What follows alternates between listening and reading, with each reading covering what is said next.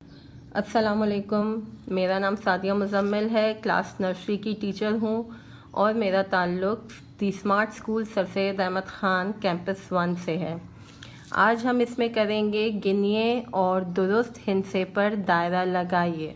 इसका मतलब ये है कि हमें तस्वीरों को गिनना है और उसके सही हिंसे पर दायरा लगाना है।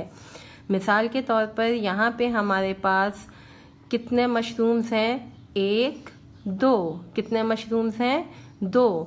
तो इसमें से हम देखेंगे कि हिंसा 2 कौन सा है और उसमें हमें दायरा लगाना है। ये है हिंसा 2, इसके गिर्द हम दायरा लगा देंगे। इसी तरह से नीचे अगर आप देखें तो यहाँ पे फूल है। यहाँ पे हम देखेंगे कि कितने फूल हैं? 1 फूल है।